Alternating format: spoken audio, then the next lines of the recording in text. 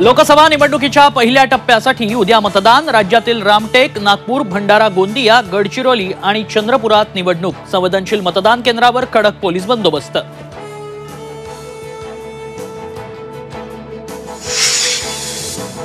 EVM मध्ये गडबड होत असल्याचा जितेंद्र आव्हाडांचा आरोप। केरळमध्ये मॉक पोल दरम्यान भाजपला अतिरिक्त मतं। प्रशांत भूषण यांच्या हवाल्यानं आव्हाडांचं ट्विट।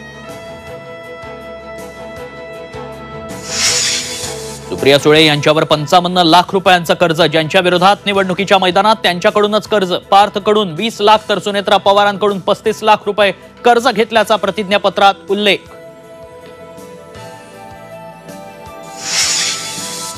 बारामती लोकसभा मतदारसंघातून सुप्रिया सुळे आणि सुनेत्रा पवारांचा उमेदवारी अर्ज दाखल। बारामतीकरांच्या मनातील सुनबाई दिल्लीत जातील। शिंदे फडणवीसांचा शरद पवारांना टोला।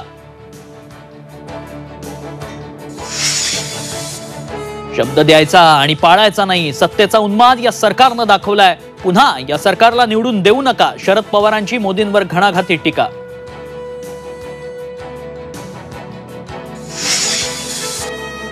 रत्नागिरी सिंधुदुर्गातून भाजपकडून नारायण राणेंना उमेदवारी जाहीर।